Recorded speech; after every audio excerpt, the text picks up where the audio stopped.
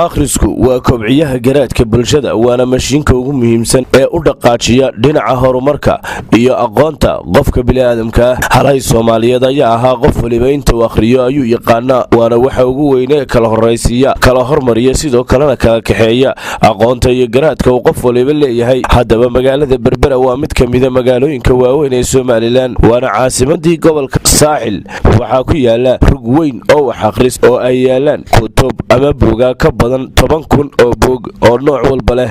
waxaana inta badan ka faa'iideysta aqoonyahanka iyo dadka cilmi baadhisyada sameeya ee u baahan buugaag iyo tixraacyo ay u noqdaan waxay ka mid tahay waxqabadyada dawladda hoose ee degmada ay ka fulisay magaalada Berbera mudaxilaadkii maayirka Berbera Cabdishakuur Ciidin iyo golihiisa deegaanka waxaa sidoo kale gacan wada jir kaga qayb qaatay bulshada Berbera iyo dawladda dhexe muhiimadda rugtan dadka ka faa'iideysta iyo ujeedooyinka loo aasaasay waxaa ka warbixinaya maamulaha rugta kutubta ee Berbera Cabdinaasir Cali Cabdiraxmaan oo loo yaqaano Afrika 2018 bishii afraad 22keedii baa xarig laga jaray 5 shaqaalaha imika inala jooga labada gelinba si toos u shaqeysaa buug badan baa inoo taala oo iyaduna inoo habaysan oo shilfisada inoo saaran rugtu waxa kale oo ay leedahay hool barnaamijyada lagu qabto lagu talagalay in dhalinyaradu ay hibooyinkooda ku soo bandhigaan xafiis baa ku yaala oo xafiisyada rugta laga maamulo laba kamid ay yihiin xafiiskii naadiga akhriska iyo qoraalka ee Berbera ayaa sidoo kale ku yaala isaguna waxa kale oo rugtu leedahay barxad weyn oo caweyska iyo dalxiiska iyo daawashada intaba loo yimaado iyadana waxyaalo 7,000 buug oo maadi ah iyo in ka badan oo diini ah ama islaamiya shalfisada waxay noo saaran oo inoo habaysan marka 5,640 buug baa noo saaran oo habaysan oo si standard oo international ah u habaysan rugtu ay bixiso waxa ugu horeeya akhriska in ay u fududeyso dadka si kastoo ay suuragal ku tahayba in ay akhristayaasha u fududeyso sida ay u akhrisan lahaayeen 15 buug yaala barbaarinta caruurta aqoontooda iyo garaadkooda maalmaha khamiista waxaan ugu talagalnay caruurta inay yimaadaan shaqaalaha qaar ka mid ah ayaa sidii tawacnimo ama macalinimo oo kale u bara akhlaaqiyadka akhriska iyo waxa looga baahan yahay goobta markay imanayaan waxa kamid ah martigelinta cid kasta oo arrimaha bulshada ku hawlan iyo akhriska iyo qoraalka xiisayaasha iyo daawadayaasha magaalada yimaada aan ku soo dhaweeyno halkan waa dalxiisayaasha daawanaya oo kaliyato si ay u arkaan quruxda u soo kordhay magaalada gobolka iyo guud ahaan dalka tirada dadka ku xidhan rugta Berbera Public Library isbedelada ku imanaya tirada soo booqdayaasha maalinlaha ah ee rugtani ku xidhan iyo noocyada buugta taalaba waxa ay sharaxaysa madaxa xafiiska qaabilaada dadweynaha soo booqda rugtan Raxma Yuusuf Maxamed hool yaro halkaas ah hoolka yar waxa inta dabaq la dhisay baanu si isticmaali jirnay dadku wax ku akhrisan jireen runtii waxa noo iman jiray tiraado ilaa 15 maalintii ilaa 20 meelaha markii rugtan weyn la furay dadku waxa la moodaa inay fahmeen wax akhriskiyo maalinta waxa imanaya 8 ilaa 120 qof wallahi marka xaqiiqada sheegno oo ah xilliga jiilaalka ardayda u badan ee wax akhristaan waxay ardayda foonfoorada iyo ardayda jaamacadaha dadku yimaadaan iyagu laftigoodu oo waxa u taalo oo sahlay inay ku xidhnaadaan ardaydaas oo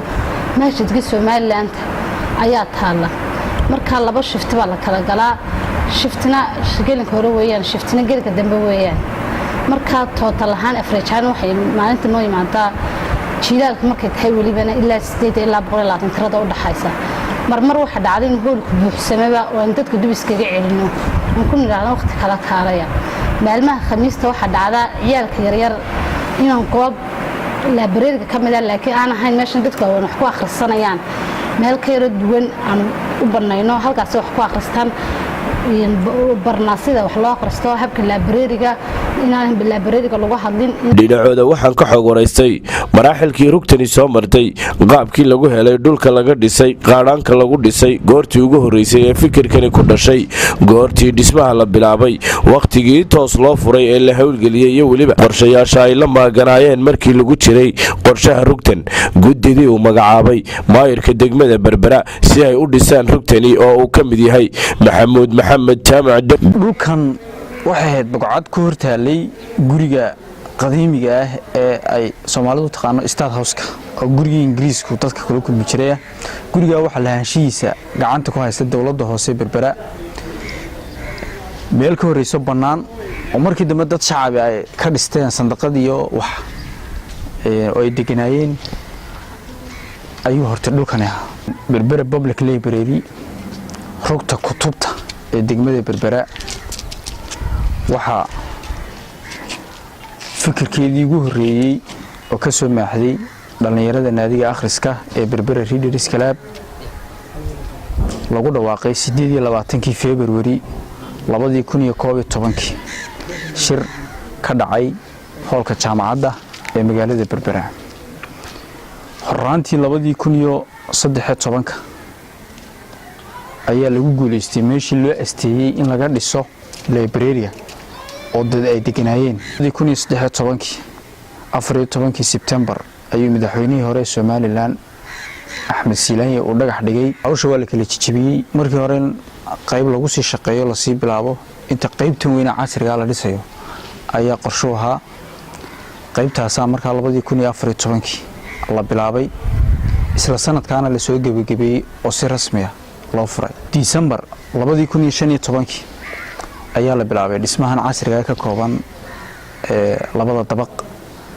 dhismahaasina wuxuu socday muddo 2 sano ah. December 2017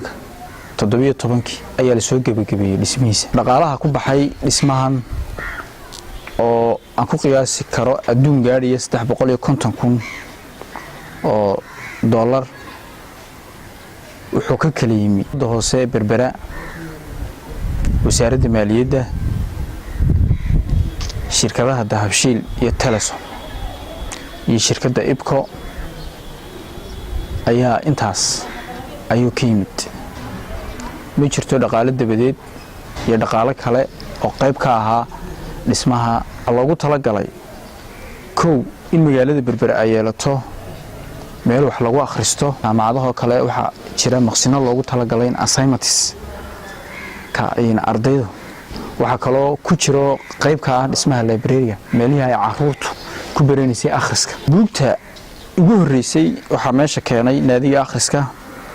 buugii ay dadka qorayaasha ay munaasabadaha qaban jireen ay soo bandhigi jireen. buugtii ugu xigtay ugu badneed waxa noo keenay qolar reer Burca institution kala duwan baa buug fara badan noo keenay. kontiinaro badan oo buug oo ka digtay dekada oo aan la socono. marka xagga soo saarista buugtaas ayaanu ka gudbi ahaan anagu qayb ka qaadanaa,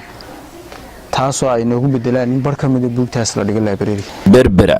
ayaa u dhaqaaqday hanaanka horumarinta aqoonta iyo garaadka bulshada. Mustafa Cismaan Magaalo,